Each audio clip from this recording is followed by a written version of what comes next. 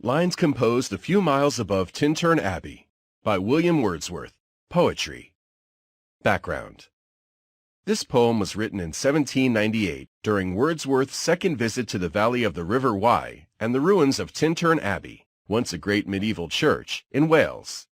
Wordsworth had passed through the region alone 5 years earlier. This time he brought his sister along to share the experience. About the author. William Wordsworth, born 1770, died 1850. Writing poetry may seem like a quiet, meditative activity, a matter of words, not deeds, hardly the scene of upheavals and crises. Yet in 1798, when Wordsworth and his friend Samuel Taylor Coleridge published the first edition of Lyrical Ballads, a revolution shook the world of poetry. Together, Wordsworth and Coleridge rejected all the traditional assumptions about the proper style, words, and subject matter for a poem. Gone were the flowery language, the wittily crafted figures of speech, the effusive praise, and the tragic complaints that had defined poetry in the past. In their place, Wordsworth offered an intensified presentation of ordinary life and nature using common language. Wordsworth's revolution took literature in a dramatic new direction, building the movement known as Romanticism. Wordsworth's revolution was rooted in his early love for nature. Born in the beautiful Lake District of England, Wordsworth spent his youth roaming the countryside, and in later years he found peace and reassurance there as well. After graduating from Cambridge University in 1787, Wordsworth traveled through Europe, spending considerable time in France. There he embraced the ideals of the newly born French Revolution, ideals that stress social justice and individual rights. Wordsworth's involvement with the revolution ended abruptly, however, when he had to return home. 2 months later, in 1793, England declared war on France, and the revolution became increasingly violent. His dreams of liberty had been betrayed. In 1798, Wordsworth published Lyrical Ballads with Coleridge. With the publication of this work, Wordsworth translated his revolutionary hopes from politics to literature. Eventually, Wordsworth's radical new approach to poetry gained acceptance. Meanwhile, a new generation of romantics, more radical than Wordsworth and Coleridge, arose. Wordsworth's position was secure, however. We remember him as the father of English Romanticism. Lines composed a few miles above Tintern Abbey by William Wordsworth. 5 years have passed, 5 summers with the length of 5 long winters, and again I hear these waters rolling from their mountain springs with a soft inland murmur. Once again do I behold these steep and lofty cliffs, that on a wild, secluded scene impress thoughts of more deep seclusion, and connect the landscape with the quiet of the sky. The day is come when I again repose here, under this dark sycamore, and view these plots of cottage ground, these orchard tufts, which at this season, with their unripe fruits, are clad in one green hue, and lose themselves mid groves and copses.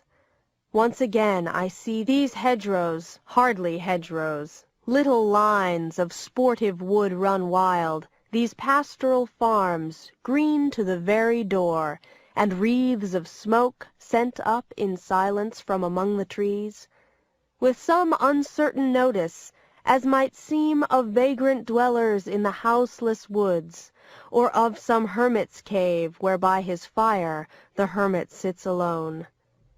These beauteous forms, through a long absence, have not been to me as is a landscape to a blind man's eye. But oft, in lonely rooms, and mid the din of towns and cities, I have owed to them in hours of weariness sensations sweet, felt in the blood, and felt along the heart, and passing even into my purer mind with tranquil restoration. Feelings, too, of unremembered pleasure, such perhaps as have no slight or trivial influence on that best portion of a good man's life, his little nameless, unremembered acts of kindness and of love.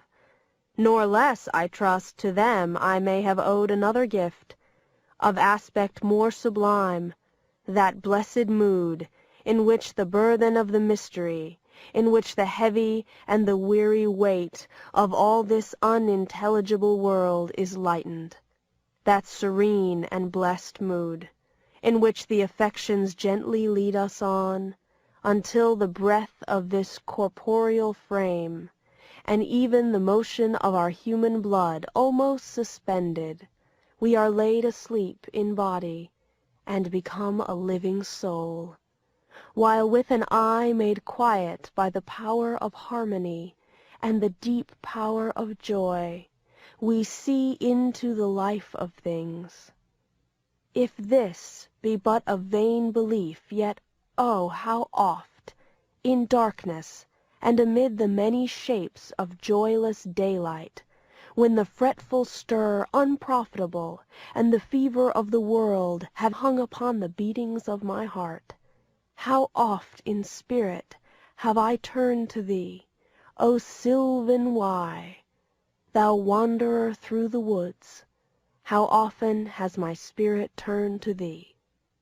And now, with gleams of half-extinguished thought, with many recognitions dim and faint, and somewhat of a sad perplexity, the picture of the mind revives again, while here I stand, not only with the sense of present pleasure, but with pleasing thoughts, that in this moment there is life and food for future years, and so I dare to hope, though changed, no doubt, from what I was when first I came among these hills, when like a roe I bounded o'er the mountains by the sides of the deep rivers and the lonely streams, wherever nature led, more like a man flying from something that he dreads than one who sought the thing he loved.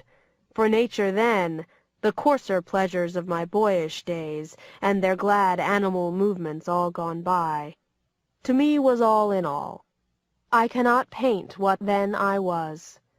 The sounding cataract haunted me like a passion.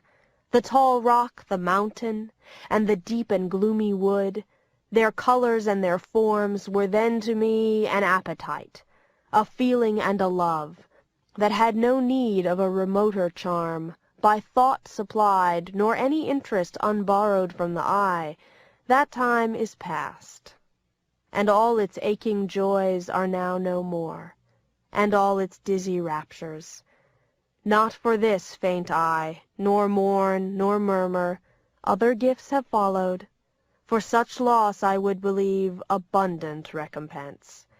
For I have learned to look on nature, not as in the hour of thoughtless youth, but hearing oftentimes the still, sad music of humanity, nor harsh nor grating, though of ample power, to chasten and subdue. And I have felt a presence that disturbs me with the joy of elevated thoughts, a sense sublime of something far more deeply interfused, whose dwelling is the light of setting suns, and the round ocean, and the living air, and the blue sky, and in the mind of man, a motion and a spirit that impels all thinking things, all objects of all thought, and rolls through all things. Therefore am I still, a lover of the meadows, and the woods, and mountains, and of all that we behold from this green earth, of all the mighty world of eye and ear, both what they half create and what perceive, well pleased to recognize in nature and the language of the sense the anchor of my purest thoughts, the nurse, the guide, the guardian of my heart and soul, of all my moral being. Nor perchance, if I were not thus taught, should I the more suffer my genial spirits to decay. For thou art with me here upon the banks of this fair river, thou my dearest friend, my dear, dear friend, and in thy voice I catch the language of my former heart, and read my former pleasures in the shooting lights of thy wild eyes. Oh, yet a little while may I behold in thee what I was once, my dear, dear sister. And this prayer I make, knowing that nature never did betray the heart that loved her. 'Tis her privilege, through all the years of this our life, to lead from joy to joy. For she can so inform the mind that is within us, so impress with quietness and beauty, and so feed with lofty thoughts that neither evil tongues, rash judgments, nor the sneers of selfish men, nor greetings where no kindness is, nor all the dreary intercourse of daily life, shall e'er prevail against us, or disturb our cheerful faith, that all which we behold is full of blessings. Therefore let the moon shine on thee in thy solitary walk, and let the misty mountain winds be free to blow against thee, and in after years, when these wild ecstasies shall be matured into a sober pleasure, when thy mind shall be a mansion for all lovely forms, thy memory be as a dwelling place for all sweet sounds and harmonies, oh, then, if solitude or fear or pain or grief should be thy portion, with what healing thoughts of tender joy wilt thou remember me, and these my exhortations!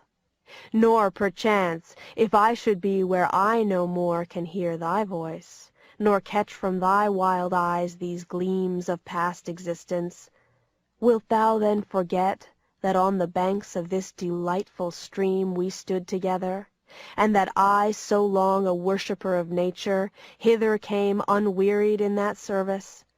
Rather say with warmer love, oh, with far deeper zeal of holier love. Nor wilt thou then forget that after many wanderings, many years of absence, these steep woods and lofty cliffs, and this green pastoral landscape, were to me more dear, both for themselves and for thy sake.